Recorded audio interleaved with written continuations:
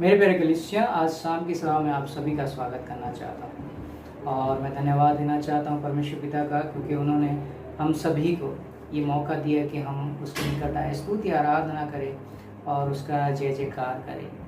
तो परमेश्वर का वचन में ऐसा कहा जाता है कि हे सारे पृथ्वी के लोगों, यहोवा का जय जयकार करो, आनंद से यहोवा का आराधना करो, जय जयकार के साथ उसके सम्मुख आओ। निश्चय जानो कि यहोवा ही परमेश्वर है, उसने हमको बनाया और हम उसी के हैं। हम उसकी प्रजा और उसकी चराई के भेड़े हैं। उसके फाटकों में धन्यवाद और उसके आंगनों में स्तुति करते हुए प्रवेश करो। उसका धन्यवाद करो और उसके नाम को धन्य कहो, क्योंकि यहोवा भला है, उसकी करुणा सदा के लिए है और उसकी सच्चाई पीढ़ी से पीढ़ी तक बनी रहती है। परमेश्वर के वचन पर हम सभी को आशीष प्रदान करें। आइए हम स्तुति आराधना करने से पहले परमेश्वर के निकट आते हैं और प्रार्थना करते हैं। आइए हम प्रार्थना करें। धन्यवाद, स्तुति आराधना पाने वाले परमेश्वर, हम तेरे नाम को धन्यवाद देते हैं, क्योंकि तू महान है परमेश्वर। तू राजाओं का राजा है और तूने हम सभी को ये मौका दिया कि हम तेरे निकट आए, स्तुति आराधना करें और तेरे जय जयकार करें। हे परमेश्वर, आज शाम की सभा में हम सभी के साथ रहे परमेश्वर। तेरी पवित्र उपस्थिति को हमको महसूस करने दे पिता, क्योंकि तेरा वचन कहता है पिता, जहाँ पे 2 या 3 मेरे नाम पे इकट्ठा होते हैं, मैं वहाँ पे। हाँ परमेश्वर, हम विश्वास करते हैं कि तू हमारे साथ है। हे परमेश्वर, तू हमारे साथ है परमेश्वर। सारे दिलों को तू छू ले परमेश्वर, ताकि हम अपने दिल से, मन से तेरा स्तुति आराधना कर सकें। Thank you Jesus. धन्यवाद, धन्यवाद। मैंने पूछा प्रभु से, तो क्यों करता मुझसे इतना प्यार। मैंने पूछा प्रभु से, तो क्यों करता मुझसे इतना प्यार। उसने कहा पूरे दिल से, क्योंकि तू है मेरी हाथों की रचना। उसने कहा पूरे दिल से, क्योंकि तू है मेरे हाथों की रचना। मैंने पूछा प्रभु से, तो क्यों करता मुझसे इतना प्यार।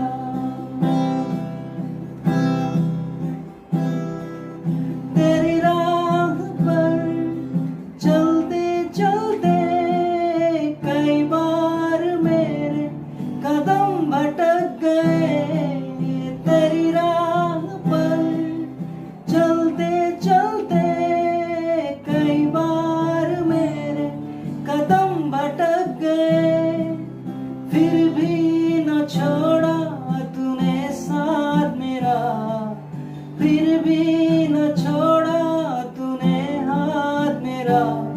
तू क्यों करता मुझसे इतना प्यार। मैंने पूछा प्रभु से, तो क्यों करता मुझसे इतना प्यार। कई बार तुम्हें खुशी देनी चाहिए, गम के अलावा कुछ ना दिया। कई बार तुम्हें खुशी देनी चाहिए, गम के अलावा कुछ ना दिया। फिर भी न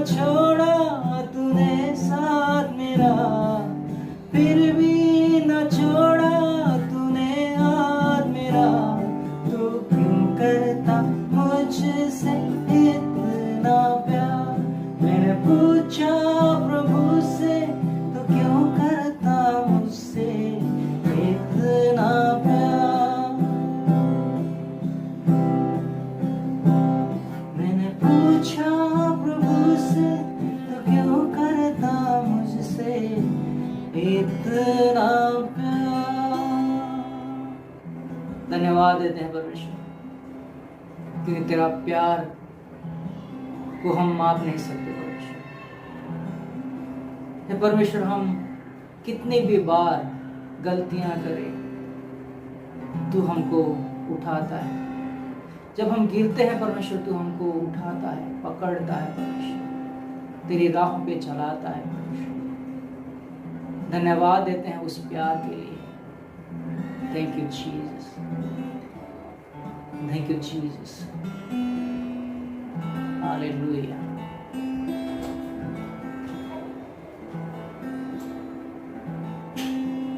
पवित्र, अति पवित्र स्थान में ले चल प्रभु, मुझको तू अपने लहू से धो दे मेरे प्रभु। पवित्र, अति पवित्र स्थान में ले चल प्रभु,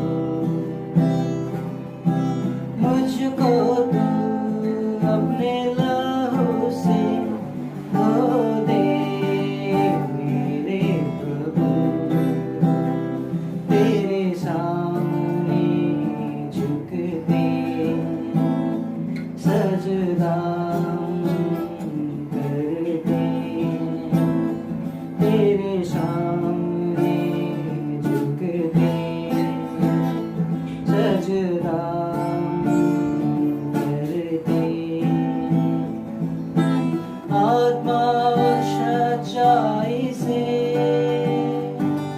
आराधना करते, आत्मा और सच्चाई से आराधना करते। पवित्र, अति पवित्र स्थान में ले चल प्रभु, मुझको तू अपने लहू से धो दे मेरे प्रभु। तेरे सामने झुकते हैं सजदा करते, तेरे सामने झुकते सजदा करते। आत्मा और सच्चाई से आराधना करते, आत्मा और सच्चाई से आराधना करते। शुद्ध जल तू छिड़क दे, मन को मेरे बदल दे। प्रार्थना है हमारी, आत्मा से तू भर दे। शुद्ध जल तू छिड़क दे, मन को मेरे बदल दे। प्रार्थना है हमारी, आत्मा से तू भर दे। पवित्र, अति पवित्र स्थान में ले चल प्रभु, मुझको तू अपने लहू से धो दे मेरे प्रभु। तेरे सामने झुकते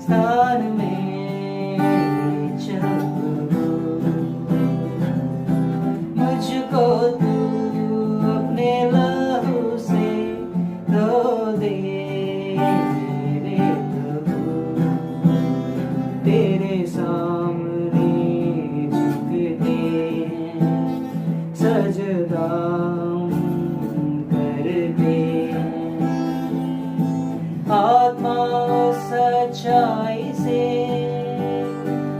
आराधना करते आत्मा और सच्चाई से आराधना करते पवित्र अति पवित्र स्थान में चल पवित्र अति पवित्र स्थान में चल ले चल ले चल। धन्यवाद देते परमेश्वर, आज शाम की सभा में हम तेरे निकट आते हैं परमेश्वर, तू हमको और निकट खींच ले परमेश्वर। हम अपने आप को तेरे निकट झुकाना चाहते हैं, तेरे निकट झुकते हैं परमेश्वर, तेरे सामने हम झुकते हैं परमेश्वर। तू हमको आशीषित कर परमेश्वर। हे पिता, आज शाम की सभा में तेरे जो दास तेरा वचन बांटने वाला है परमेश्वर, उनको तू आशीषित कर परमेश्वर, और जो भी वचन वो बांटेंगे वो हम अपनी ज़िंदगी में इस्तेमाल कर सकेंगे, ऐसा होने देते। ये छोटी सी दुआ तेरे मीठे और प्यारे नाम से मांगते हैं, सुन और कबूल कर, आमीन। कलीसिया शालोम। आशा रखता हूँ कि आप सब खुश हैं और प्रभु का वचन सुनने के लिए आप तैयार हो, और वचन के बाद में जो प्रभु का मेज है वो उस प्रभु भोज में भाग लेने के लिए भी आप तैयारी कर चुके हो। तो आइए वचन को सुनने से पहले प्रार्थना करते हैं। प्यारे पिता परमेश्वर, हम तुझे धन्यवाद देते हैं, तेरी स्तुति करते हैं आज के इस दिन के लिए और गए हुए पूरे सप्ताह के लिए। तो हमारे संग था, हमारी मुसीबतों में हमारी तो सहायता की, जो आवश्यकता हमारे जीवन में थी वो सारी तूने पूरी की। सब महामारी से, बीमारी से तो तुम्हें हमें चंगा रखा। हम तेरी स्तुति करते हैं, धन्यवाद देते हैं, और इस समय हमें अपने आप को तेरे हवाले करते हैं। आज प्रभु तू हमसे बातें कर, और जो तू हमें चाहता है कि हम करें वो करने के लिए हमारी तैयारी होने दे। मांगते हैं हमारा उद्धारकर्ता प्रभु यीशु मसीह के नाम से, सुन और कबूल कर, आमीन। तो आज हमने प्रभु की स्तुति की है, आराधना की है, उसको धन्यवाद दिया है, और अब हम प्रभु का वचन सुनने के लिए तैयार है। तो आइए, आजकल हम देखते हैं कि प्रार्थना के विषय में हम बहुत सुनते हैं, या प्रार्थना करना कितना आवश्यक है और कितना ज़रूरी है, ये हम जान के लेना चाहते हैं। और हमारी खुशी की बात है कि हमारी हिंदी कलीसिया भी प्रार्थना के लिए शुरुआत की है। प्रार्थना के लिए हर मंगलवार को हम इकट्ठा होते हैं और अपनी जो आवश्यकता है हम सारी प्रभु को सामने रखते हैं। तो प्रार्थना करना ये जो मसीह जीवन है, मसीह जीवन के लिए बहुत ही आवश्यक है। तो आज हम देखते हैं इस प्रार्थना विषय को समझते हैं कि प्रभु यीशु मसीह ने खुद जो प्रार्थना करना सिखाया है, जो प्रार्थना मत्ती रचित सुसमाचार में और लूका रचित सुसमाचार में पाई जाती है। अक्सर हम देखते हैं कि इस प्रार्थना को लोग जो है, मसीह लोग जो है, प्रभु की प्रार्थना उसे कहते हैं। लेकिन मैं आपको बताना चाहता हूँ ये प्रभु की प्रार्थना नहीं है, लेकिन प्रभु ने सिखाई हुई प्रार्थना है।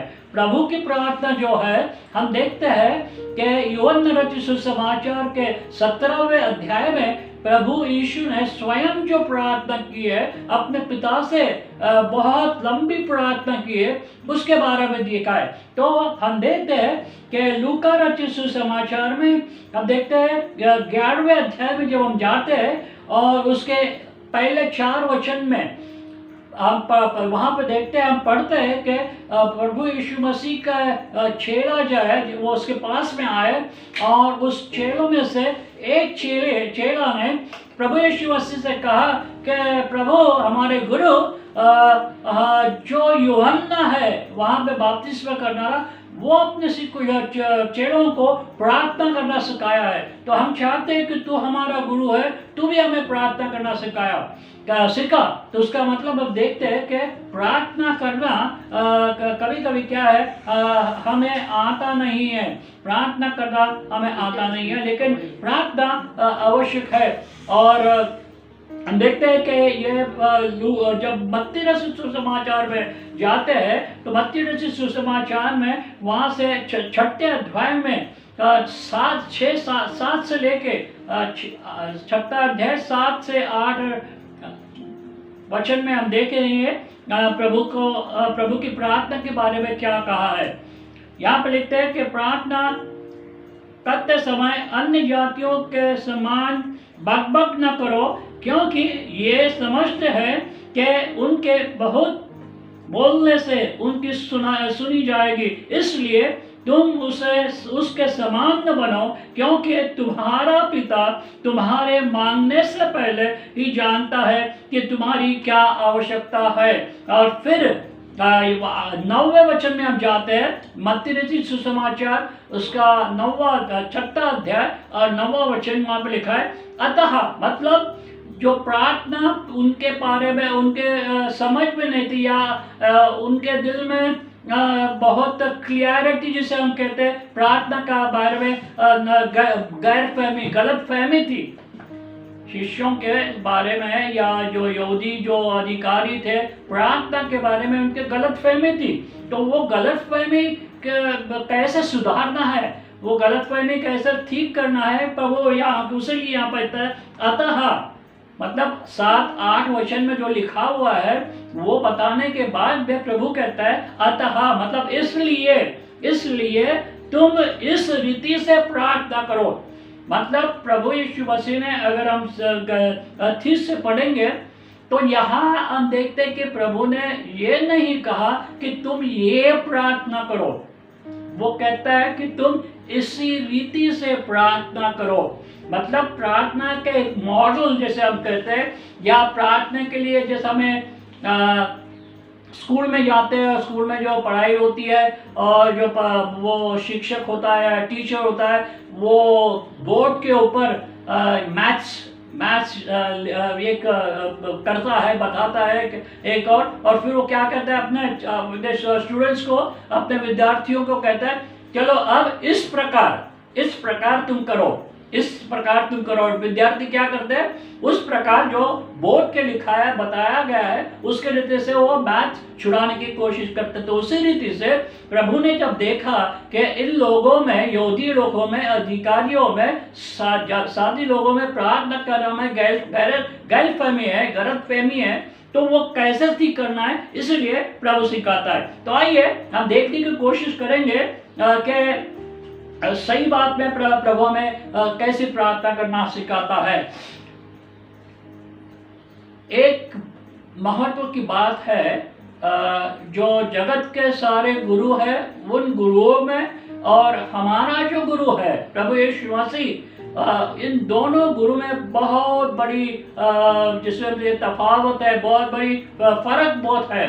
जगत के गुरु क्या कहते हैं, सिर्फ बताते हैं ये करो, ये करो, वो करो, वो करो, वो करो, लेकिन प्रभु यीशु मसीह जब कहते हैं हमें कि आप ये करो, तो हम देखते हैं जहाँ जहाँ प्रभु ने कहा है अपने शिष्यों से, लोगों से कि तुम ये करो, तो हम जब पढ़ते हैं, समझने की कोशिश करते हैं, तो हम देखते हैं कि प्रभु ने स्वयं वो किया हुआ है और वो करने के बाद में वो लोगों को, अपने चेलों को सिखाता है या बोलता है कि अब तुम ये करो। तो यहाँ पे भी वही है, यहाँ पे वो देता है इसलिए जो आपकी गलतफहमी है, आप चाहते हैं कि हम बड़े बड़े बक पढ़ेंगे, बहुत लंबी चौड़ी प्रार्थना करेंगे तो सुनाई देगी, ये नहीं है, ऐसा नहीं है, तो तुम इसीलिए इसी तरह से प्रार्थना करो। तो हम देखते हैं कि जब प्रभु ने कहा है, चेलों से कहा है इस तरह प्रार्थना करो, और वहां के पहले वचन में हम पढ़ते हैं कि 9वें वचन में ये कहा है कि इसलिए हम प्रार्थना करो, हे हमारे पिता। पहला शब्द जो हम प्रार्थना करते हैं उसमें प्रभु ने कहा है तुम क्या करो, ये हमारे पिता करके प्रार्थना की शुरुआत करो। जब प्रभु कहता है कि हमारे पिता, तो हम देखने की कोशिश करेंगे क्या यीशु ने भी ऐसा बताया, यीशु ने भी ऐसी प्रार्थना की है। देखते हैं बहुत सी प्रार्थना करता है, लेकिन एक या दो प्रार्थना हम देखने की कोशिश करेंगे। मत्ती रचित सुसमाचार, मत्ती रचित सुसमाचार उसका 11वां अध्याय और उसके 25वें वचन, Matthew's chapter 11 and verse 25। Matthew's chapter 11 and verse 25। वहां पे देखते हैं बोझ से दबे लोगों के लिए विश्राम के लिए। और फिर इस समय 25वें वचन में पढ़ते 11 और 25 में, उसी समय यीशु ने कहा, हे पिता स्वर्ग और पृथ्वी के प्रभु। और यहाँ क्या है, हम पढ़ते हैं प्रभु क्या सिखाता है, क्या शुरुआत करो, हे हमारे पिता तू जो स्वर्ग में है, तेरा नाम पवित्र माना जाए। तो प्रभु यीशु भी से वही करते हैं। प्रभु क्या करता है, हे पिता स्वर्ग में और पृथ्वी के प्रभु, मैं तेरा धन्यवाद करता हूँ कि तू इन बातों को ज्ञानों को समझाता है, छिपा रखा है और बालकों को प्रकट किया है। तो हम यहाँ पहले एक रेफरेंस हमने देखा कि प्रभु जो हमें कहते कि तुम ऐसा करो, तो वो स्वयं वैसा किया करता है। यूहन्ना रचित सुसमाचार में जाते हैं, जॉन्स गॉस्पेल चैप्टर 11, यूहन्ना रचित सुसमाचार उसका 11वां अध्याय और उसके 41 पद में, John's gospel chapter 11 and verse 41, 41 वचन में यहाँ पे कहा गया है, यशायाह ने भी इन बातों के इसलिए कहा कि उसने उसकी महिमा देखी और उसने उस विषय में बातों को उसमें लिखा हुआ है। यूहन्ना रचित सुसमाचार, सॉरी मैंने गलत पढ़ा, यूहन्ना रचित सुसमाचार 11:41, यूहन्ना 11 और 41 वहां पे लिखा है, तब उन्होंने पत्थर को हटाया। ये लाजरस के बारे में, जब लाजरस मर चुका था, उसके 3 दिन हो चुके थे जब प्रभु यीशु मसीह वहां पे गया था, तो हम देखते हैं कि वहां पे प्रभु यीशु ने क्या किया, प्रभु यीशु ने वहां पे प्रार्थना की। और प्रार्थना में 41 वचन में क्या कहता है, तब उन्होंने उसे पत्थर उठाया, यीशु ने आंखों ऊपर उठाकर कहा, हे पिता मैं तेरा धन्यवाद करता हूँ ये तूने मेरी सुनी। हे पिता मैं तेरा धन्यवाद करता हूँ। यहाँ के प्रभु यीशु मसीह चेलों को कहता है कि हे हमारे पिता, तेरा नाम जो स्वर्ग में है, तेरा नाम पवित्र माना जाए। तो है ना, हमारा गुरु जो हमें कहता है कि तो हम करें, वो स्वयं पहले करता है और उसने किया है। चलो तो हम आगे बढ़ते हैं। यहाँ पे जैसे हम पढ़ते रहे हे हमारे पिता, तो यशायाह नबी की किताब में जाते हैं, Isaiah chapter 63 verse 16, where there is a reference. वहां पे हम देखते हैं संदर्भ है कि जो पुराने नियम में भी परमेश्वर को पिता कहा गया है। देखते हैं यशायाह नबी की किताब उसका 63वां अध्याय और उसका 15 और 16 वचन, आइजिया चैप्टर 63 वर्स 15 एंड 16। यहाँ पे देखो क्या लिखा है, स्वर्ग से जो तेरा पवित्र और महिमापूर्ण वासस्थान है। परमेश्वर का वासस्थान यहाँ पे हमने पढ़ा है, तू जो स्वर्ग में है। और यहाँ पे देखते हैं, स्वर्ग से जो तेरा पवित्र और महिमापूर्ण वासस्थान दृष्टि कर, तेरी जलन और पराक्रम कहाँ रहे। तेरा दया और तेरी करुणा मुझ पर से हट गई है। निश्चय तू हमारा पिता है, तू हमारा पिता है। तो हम यहाँ पे देखते हैं कि पुराने नियम में भी परमेश्वर को वहाँ पे पिता से नाम से पुकारा जाता था। आगे बढ़ते हैं और आइजिया चैप्टर 64 एंड वर्स 8, यशायाह 64वां अध्याय और उसका 8वां वचन 64 और 8। यशायाह 64 और 8 में कहा गया है क्या क्योंकि हम 64 और 8 में तो भी हे यहोवा तू हमारा पिता है, तू हमारा पिता है। तो आप देखते हैं पुराने नियम में परमेश्वर को पिता कहा गया है। प्रभु यीशु मसीह भी जब प्रार्थना करते थे वो स्वर्ग में जो परमेश्वर बैठा हुआ है उसे वो अपना पिता करके पुकार देते थे। और आज वो हमें भी कहता है जब हम प्रार्थना करते हैं तो हम परमेश्वर को पिता करके पुकारना है। ये महत्व की बात है कि परमेश्वर जो हमारा खुदा है उसका और हमारा नाता जो है वो बदलना है। वो सिर्फ हमारा खुदा नहीं होना है, तो खुदा से ज़्यादा बढ़कर हमारा रिलेशन या हमारा नाता होना है। और वो नाता क्या है? तो हमें वो हमारा पिता होना है ना। जब हमारे प्राइम मिनिस्टर होते हैं उनके पास में हम जाते हैं प्राइम मिनिस्टर बोल के, और फिर हम जाते हैं उनका बेटा बन के अगर उनके पास में जाता है, कितना बड़ा फर्क होगा नहीं। तो उसी तरह हम देखते हैं कि जब हम परमेश्वर के पास में जाते हैं तो सिर्फ एक खुदा बोल के नहीं, लेकिन तू मेरा पिता है, मैं तेरा बेटा हूँ, मैं तेरी बेटी हूँ। इस विश्वास से, इस नाते से हमें उसके पास में जाना है। और इसलिए हमने ये 2 वचन हमने पढ़े हैं। आगे जाते हैं और हम देखते हैं कि हमारा जो नाता है परमेश्वर से कैसे बन सकता है, कैसे वो हमारा पिता बन सकता है। जो हम यूहन्ना रचित सुसमाचार उसके 12वें अध्याय में, पहले अध्याय और 12वें वचन, जॉन चैप्टर 1 एंड वर्स 12, वो जब हम देखते हैं और समझते हैं जो हमने किया है, प्रभु यीशु मसीह पर हमने विश्वास किया है और विश्वास करके उसको अपना उद्धार करके स्वीकार किया है। और तब वचन जो है वो हमें सुनाता है, वो कहता है कि उसके विश्वास करने पर यूहन्ना जो जिसने प्रभु यीशु मसीह पर विश्वास किया उनको परमेश्वर ने अपने बेटे और बेटियां कहलाने का अधिकार दिया है। मतलब हमने और आपने क्या किया है? प्रभु यीशु मसीह को स्वीकारा है और प्रभु यीशु मसीह को स्वीकार के उसी लिए परमेश्वर ने हमें अधिकार दिया है कि आज अब तुम मेरे बेटे और मेरी बेटियां हो तो तुम मुझे क्या करते? पिता बोल के, अब्बा बोल के, डैडी बोल के आप मुझे पुकार सकते हैं। आगे जाते हैं और वो आगे इस वचन में दूसरा भाग लिया, हे हमारे पिता। फिर आगे बढ़ते वो कहता है तू जो स्वर्ग में है। तो ये जो हमारा पिता है वो हमारा पिता स्वर्ग में है, उसका निवास स्थान जो है वो स्वर्ग में है। और यहाँ पे हम देखते हैं यहाँ पिता रहता है। जैसे हमें मालूम है कि हमारे पिता हमारे माता जहाँ है वही हमारा घर है ना। तो उसी तरह हम जब प्रभु यीशु मसीह का स्वीकार किया, उसके बेटे और बेटियां परमेश्वर के हुए, तो हमारा घर कहाँ होना चाहिए? परमेश्वर कहाँ है? परमेश्वर स्वर्ग में है ना। तो हमारा घर कहाँ होना चाहिए? हमारा घर भी स्वर्ग में है। हमारा परमानेंट निवास हम जैसे कहते हैं। जिस जगत में जब रहते हैं ना, तो कभी कभी हम क्या करते हैं, यहाँ एक घर खरीदते हैं और गांव में है घर खरीदते हैं और वहाँ पे वो रहता है, वो एक घर है।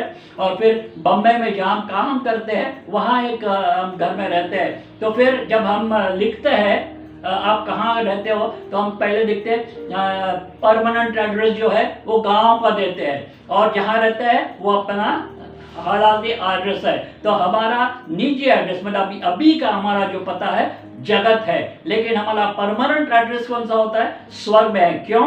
क्योंकि हमारा पिता वहां पर रहता है। तो आइए ये समझने की हम कोशिश करेंगे कि हमारा जो पिता है वो स्वर्ग में है। और कहाँ पे हम पढ़ते हैं? फिलिपियों की पत्री 3 अध्याय और 20वें वचन, फिलिपियंस चैप्टर 3 एंड वर्स 20, वहां पे लिखा है हमारा स्वदेश स्वर्ग है और हम प्रभु यीशु की वहां से हमें ले जाने के लिए हम बाट जोते हैं। तो हमारा गुरु, हमारा प्रभु यीशु मसीह, जिस पर हम विश्वास करके उसके बेटे और बेटियां परमेश्वर के हुए हैं, वो प्रभु यीशु मसीह स्वर्ग में है और गया है और वो फिर से आने वाला है। तो स्वर्ग जो है हमारा पिता का वसती स्थान है, रहने की जगह है। तो आगे जाते हैं और तीसरी एक बात इस 9वें वचन में देते, तेरा नाम पवित्र माना जाए, तेरा नाम पवित्र माना जाए। तो 3 बातें हमें प्रार्थना करने से, सुबह से पढ़ने के लिए। पहली बात जो है, हमें उसे पिता करके कहलाना है। हमें विश्वास करना है जो हम प्रार्थना करना है, मेरे पिता से प्रार्थना करने जा रहा हो, मैं उसका बेटा या मैं उसकी बेटी हूँ। दूसरी बात हमें ये करना है कि मेरा पिता जो है स्वर्ग में है और मेरा पिता स्वर्ग में होने के नाते मैं पृथ्वी हूँ, फिर भी वो सुनता है, उसका ध्यान मेरे तरफ है। तीसरी बात हमें देना है कि वो क्या है, पवित्र है। स्वर्ग जो स्थान है, स्वर्ग का घर जो है वो पवित्र है। तो उसी तरह हमें क्या करना है, वो कहता है कि जब उससे प्रार्थना करते हैं तो उसका नाम पवित्र मानना है, पवित्र हमें मानना है। हमें लेवीय व्यवस्था की किताब जो है उसमें जब हम जाते हैं, उसके 12वें वचन में लेवीय व्यवस्था, लेविटिकस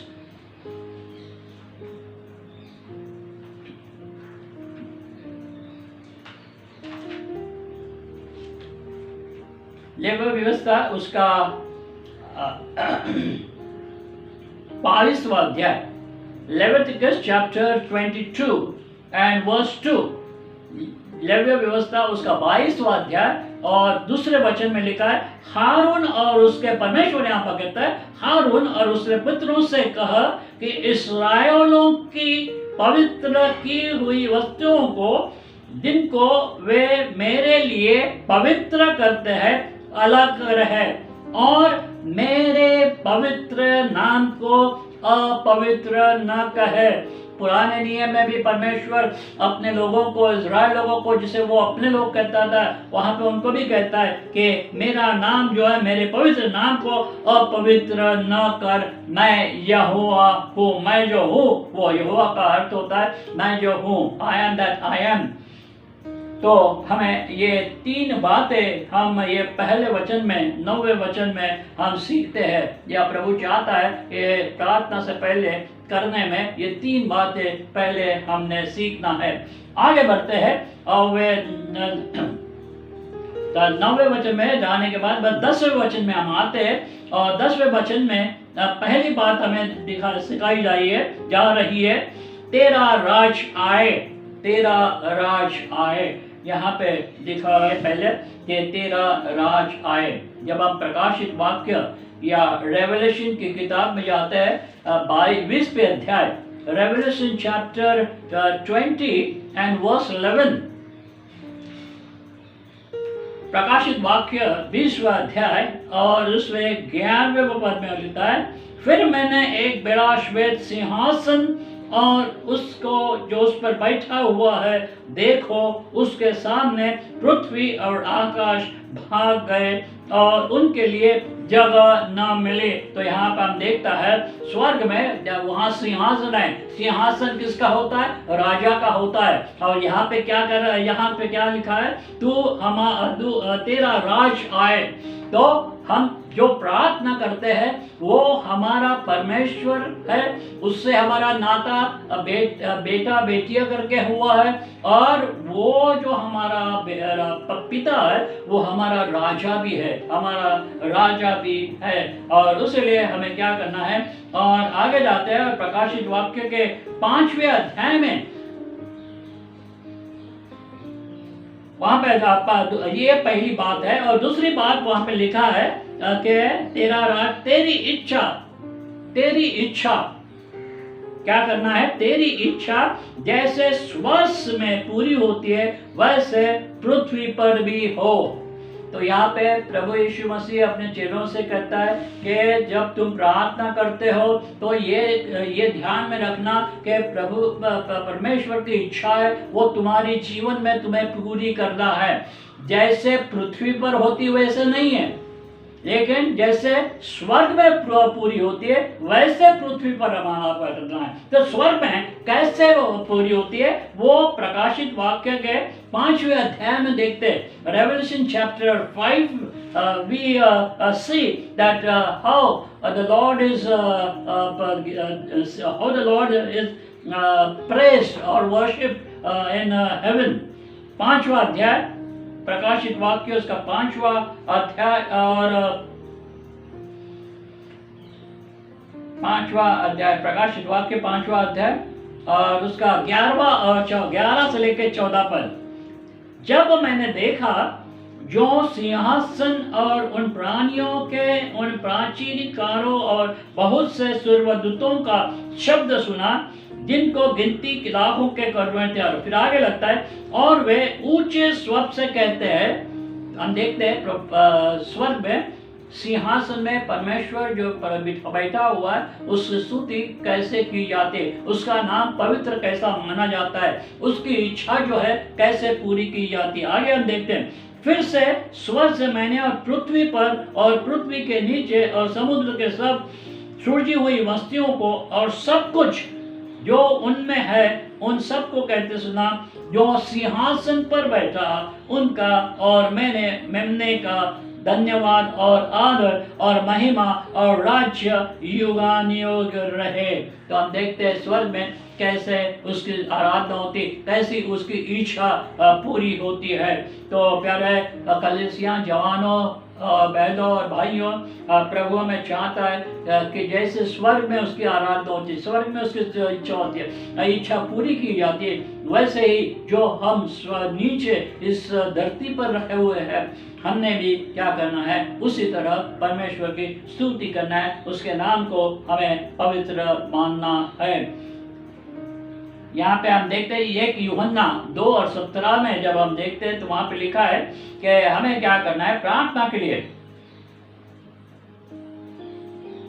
हमारी इच्छा स्वर्ग है। अब हम अब दूसरा मुद्दा हम देखते हैं। पहले मुद्दे में हमने देखा कि हे हमारे बाप प्रभु यीशु मसीह कहता है और वो चाहता है हम भी उसे क्या करना है, हे पिता करके पुकारना है। तो अभी आगे हम जब देखते हैं यहाँ पे लिखा हुआ है कि जैसी तेरी मर्जी, जैसी तेरी मर्जी स्वर्ग में होती है वैसी पृथ्वी पर हो। अब प्रभु यीशु मसीह जब पृथ्वी पर थे तो हम देखते हैं कि प्रभु यीशु मसीह में भी यह कहा, जब वो सूली पे जाने से पहले हम देखते हैं वो प्रार्थना करता है यूहन्ना रचित सुसमाचार में और उसके मत्ती रचित सुसमाचार 26 और 39 में, मैथ्यू 26 एंड वर्स 39, वहां पे दिखता है कि वो प्रार्थना करता है, परमेश्वर जो तूने मेरे सामने रखा है हो सके तो ये मुझसे टाला जाए, मुझसे तू दूर कर।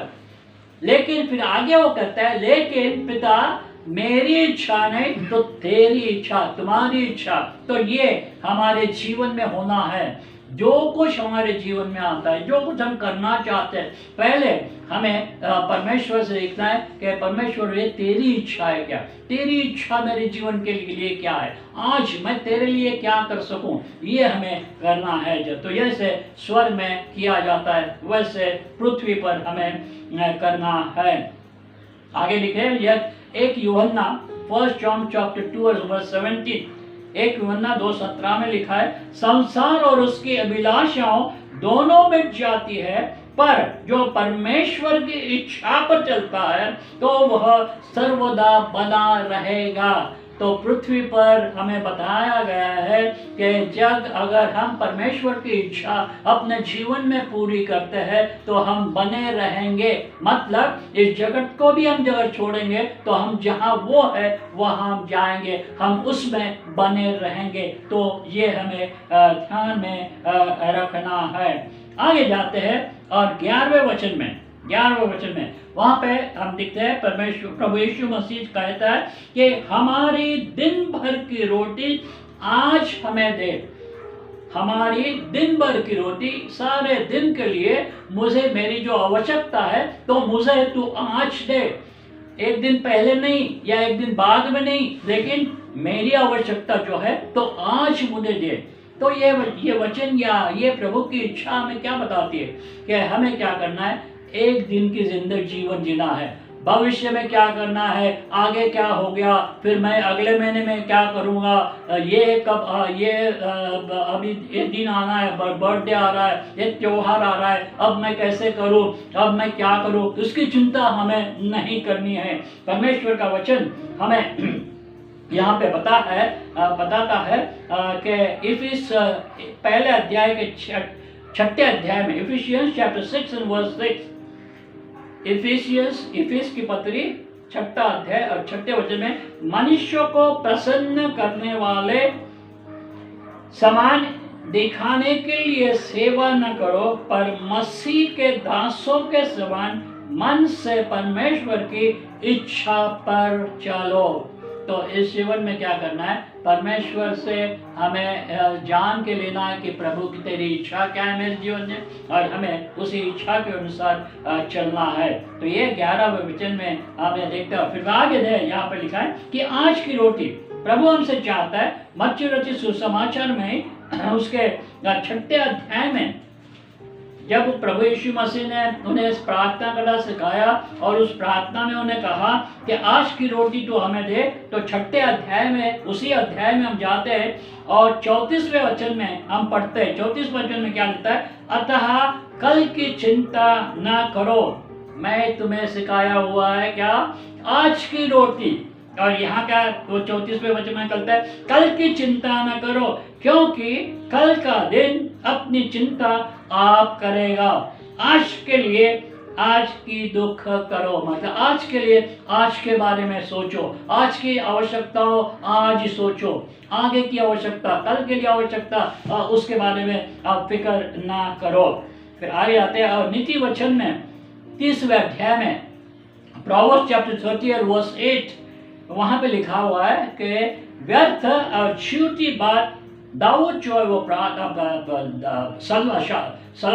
सलोमन जो है वो वहां पे या प्रार्थना करता है, वो कहता है कि हे प्रभु, व्यर्थ और झूठी बात मुझसे दूर रख, मुझे न तो निर्धन कर और न तो धनी बना।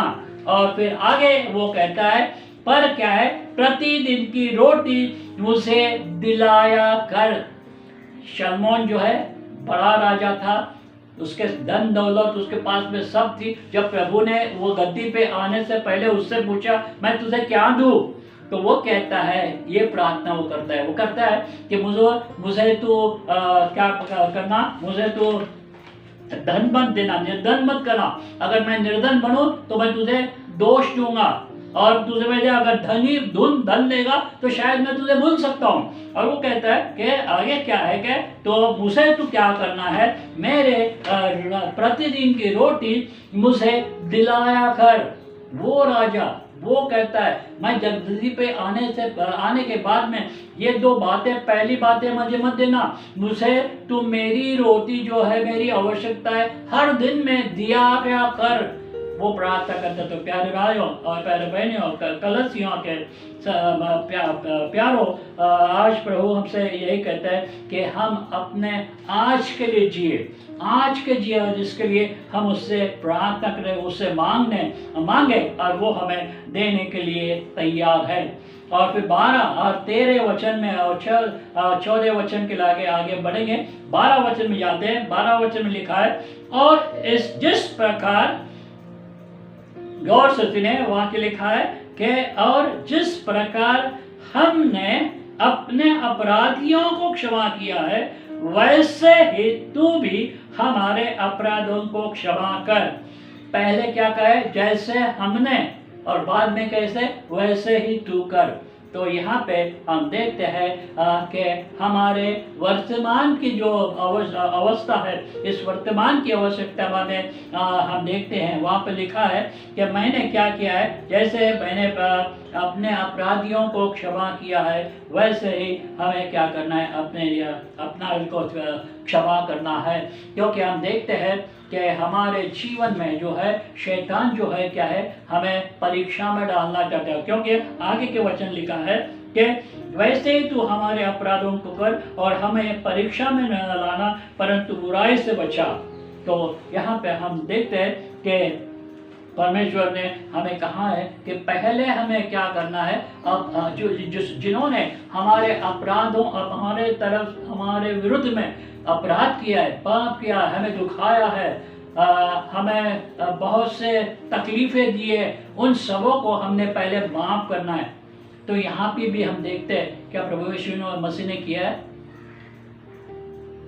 प्रभु यीशु मसीह ने किया है, अपराधों को माफ किया है। हाँ, क्रूस पे जाने से पहले पहला वचन उससे मुंह से क्या लिया, क्या है, पिता ये क्या करते हैं, उन्हें पता नहीं है, तो उन्हें माफ कर। वो क्या करते थे, उन्होंने उसे मारा, उन्होंने उसे कोड़े लगाए, उसके मुंह के ऊपर थूका, सब बातें की, उसपे सूली पे उसके लटकाया, हाथों में खीले ठोके, कांटों का ताज बनाया, और फिर भी वो कहता है कि उन्हें तू माफ कर। और फिर वो हमें अपने छेड़ों को बताए, उसने जो बताया उसने कहा वहाँ पे किया उसने, और वो चाहता है हमसे भी किसी भी तरह से कोई भी हमें अपराध के हमें उसे क्षमा करना है। क्योंकि 14वें वचन में हम देखते हैं कि अगर जैसे हमें कहा है जैसे हमने अपराधों की वैसे तो हमारे अपराधों की क्षमा कर। और 14वें वचन में जाते हैं, क्या 14th verse what we see it is written that इसलिए यदि तुम मनुष्य के अपराध क्षमा करोगे तो स्वर्गीय पिता भी तुम्हें क्षमा करेगा। और 15वां वचन कहता है, और यदि तुम मनुष्य के अपराध क्षमा न करोगे तो हमारा पिता भी तुम्हारे अपराध क्षमा न करेगा। क्योंकि तुम 11वें वचन में कहते हो, प्रभु हमें सिखाता है हम पहले क्षमा करना है, तो फिर हमें उसको उससे पूछना है या उससे विनती करना है, अब जब मैंने क्षमा किया अब तुम मुझे क्षमा कर। और फिर बाद में वो हमें चेतावनी देता है कि अगर तुम ये नहीं करोगे तो तुम्हारी प्रार्थना भी सुनाई नहीं दी जाएगी। तो परमेश्वर प्रभु यीशु मसीह जानता था अपने चेले कितने कमज़ोर है, कितने बुज़दिल है, और इसीलिए वो उन्होंने उन्हें ये सिखाया है। आज प्रभु हमें भी यही सिखाया है कि पहले हमने क्या करना है, अपराधों की क्षमा करना है और हमें दूसरों को भी क्षमा करना है। तो क्योंकि वो जानता था कि शैतान जो है हमें परीक्षा में डालेगा, और शैतान जब हमें परीक्षा में डालता है तो हमें विश्वास से दूर हटाने के लिए, उसके संगति से हमें दूर हटाने के लिए जानता है, और हम स्वयं पाप करते हैं, हम स्वयं अपराध करते हैं। उदाहरण के तौर पर हम देखते हैं उत्पत्ति की किताब में हम जाते हैं और हम देखते हैं कि परमेश्वर ने आदम और हवा को बनाया और उनको आदेन बाग में उनको रखा, और फिर हम देखते हैं शैतान वहाँ पे आता है, और फिर हम देखते हैं हवा जो है उत्पत्ति किताब में 22वें अध्याय में पहले वचन में हम देखते हैं कि उत्पत्ति किताब 3रा अध्याय 6ठे वचन में हवा जो हम देखते हैं कि वो क्या है, भूल गई। वो उसने जो शैतान ने उसे किया, वो उसने क्या किया, अपराध किया, अपने आप से अपराध में वो पड़ गई है। और परमेश्वर हम देखते हैं आगे क्या हुआ है, उनकी हालत, उनको इस आदेन बाग से उनको बाहर निकाला गया है।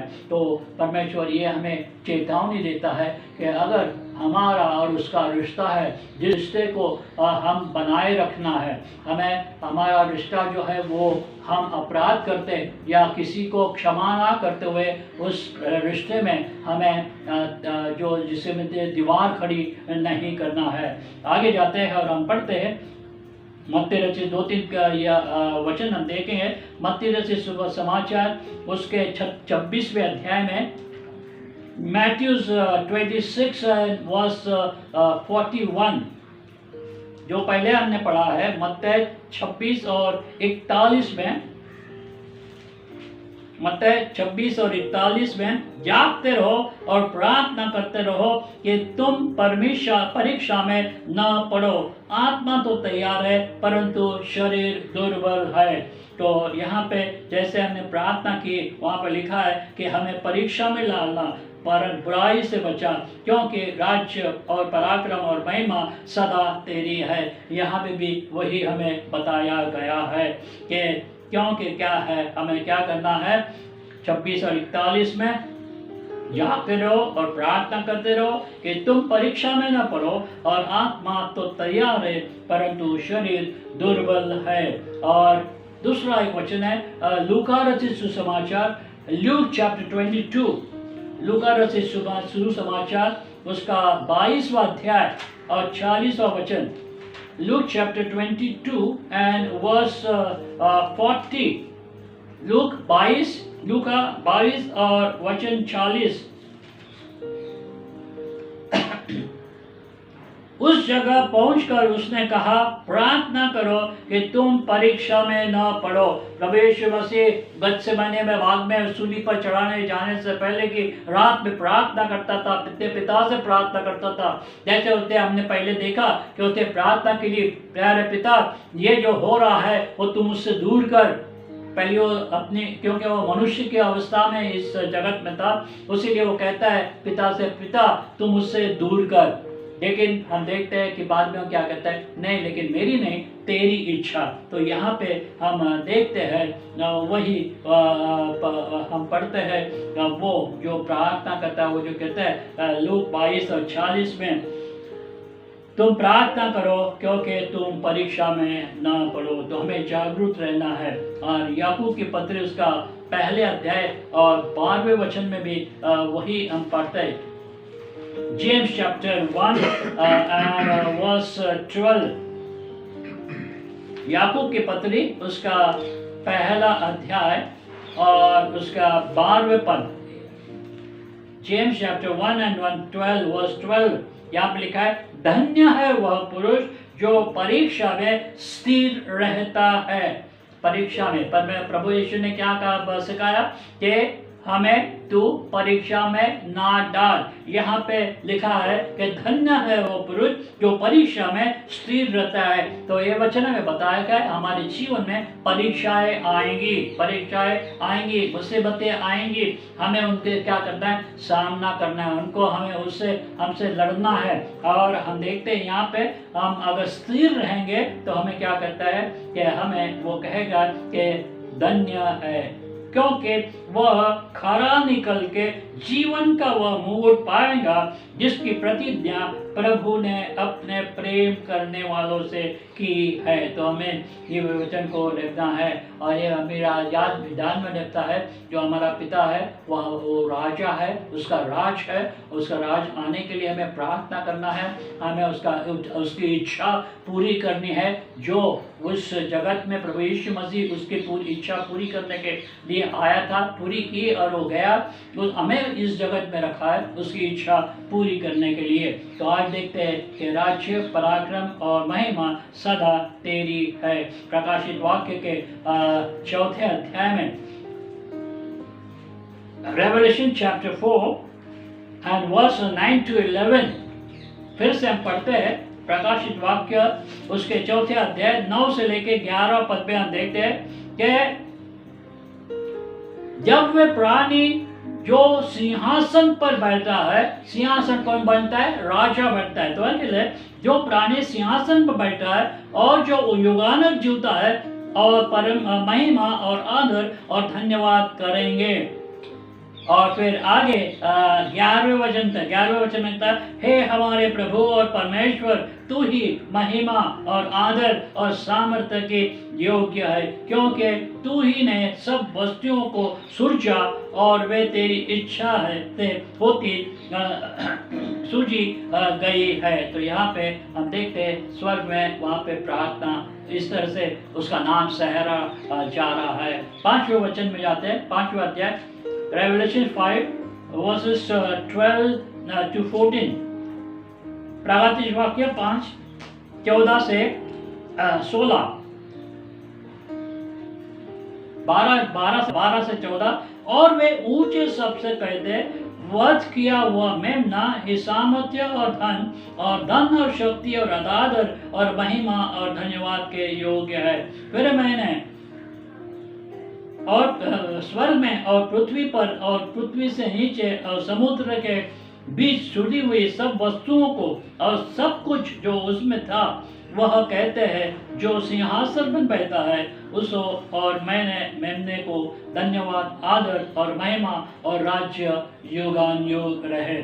तो ये प्रभु की प्रार्थना है, प्रभु ने सिखाई हुई प्रार्थना है। तो हम याद करें, जब हम ये प्रार्थना करते हैं तब हम भी इन सारी बातों को हम ध्यान में रखते हुए उसके सामने जाइए, हम प्रार्थना करेंगे।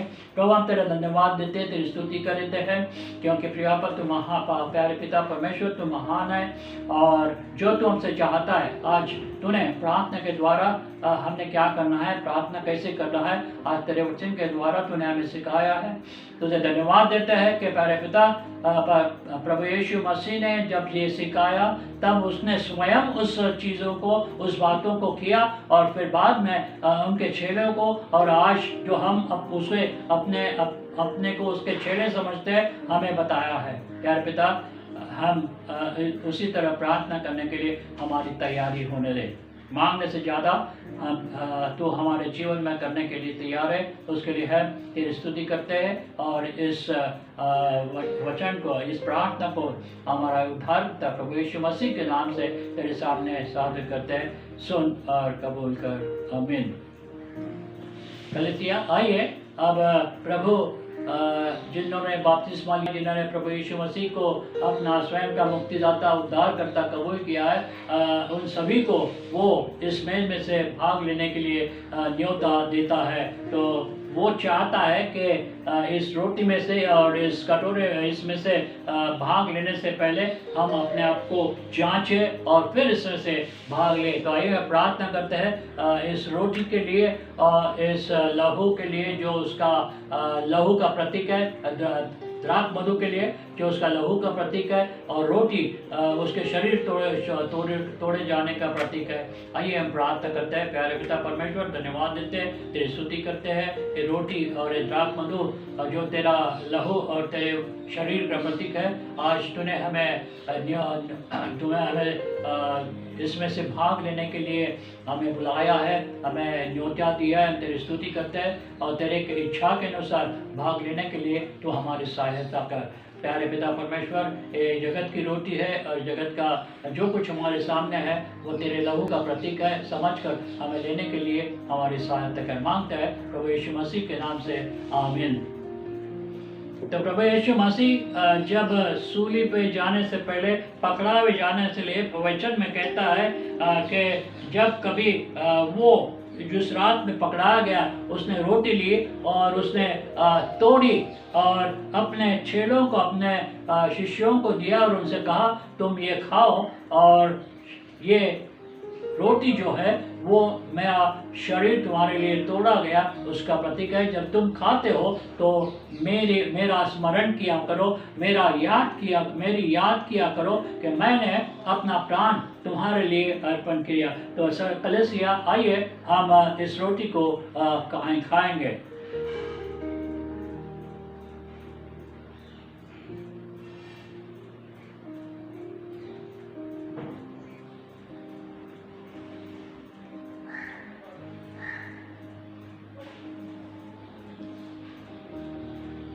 तो इसी रीति से उसने बियारे के पीछे कटोरा भी लिया और कहा ये कटोरा मेरी लहू में नई वाचा है, ये कटोरा मेरे लहू में नई वाचा है, जबकि तुम ते पियो तो मेरे स्मरण के लिए ये किया करो।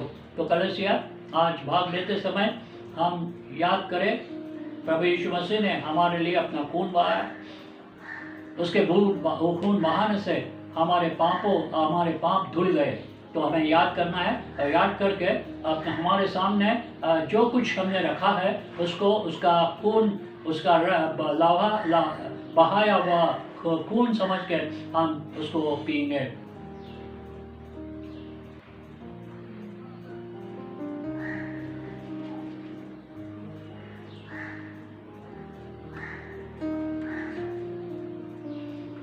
प्यारे पिता परमेश्वर धन्यवाद देते हैं, आज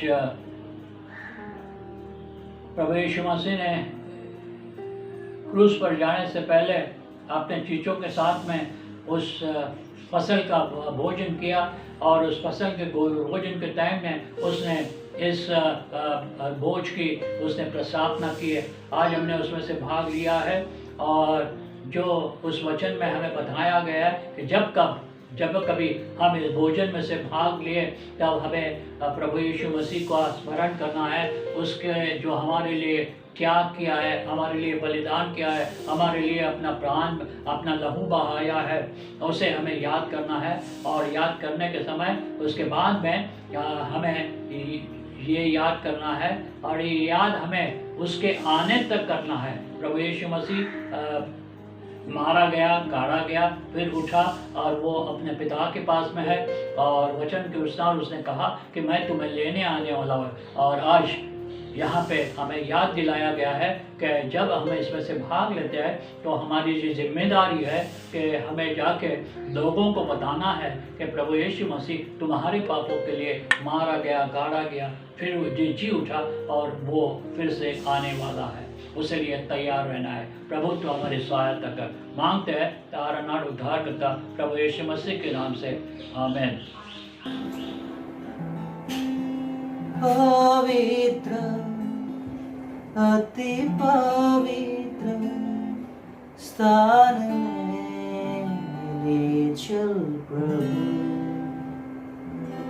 मुझको तू अपने लहू से धो दे मेरे प्रभु। पवित्र अति पवित्र स्थान में ले चल प्रभु, मुझको तू अपने लहू से धो दे मेरे प्रभु।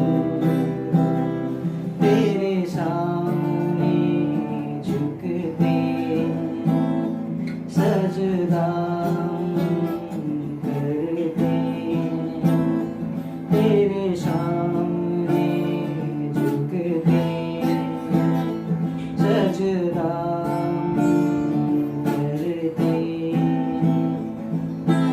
आत्मा सच्चाई से आराधना करते, आत्मा सच्चाई से आराधना करते। पवित्र अति पवित्र स्थान में ले चल मुझको तू अपने लहू से धो दे मेरे प्रभु। तेरे सामने झुकते सजदा करते, तेरे सामने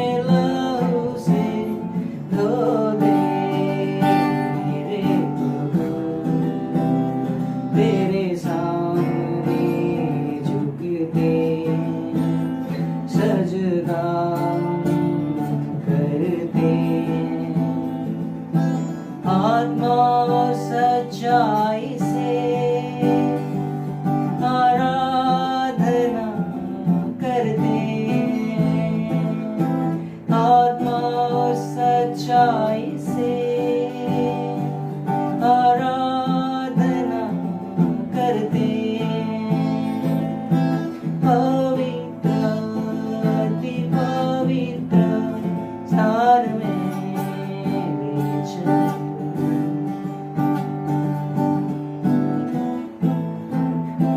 जितना मैं तुझको जानूं उतना करीब पाऊं जितना मैं तुझको पाऊं उतना ही आशीष पाऊं जितना मैं तुझको जानूं उतना करीब पाऊं जितना मैं तुझको पाऊं उतना ही आशीष पाऊं पवित्र अति पवित्र स्थान में चल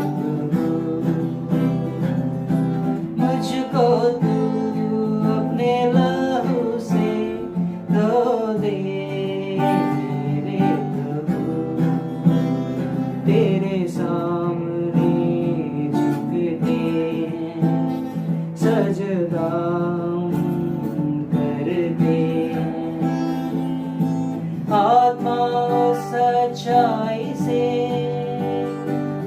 आराधना करते हैं आत्मा सच्चाई से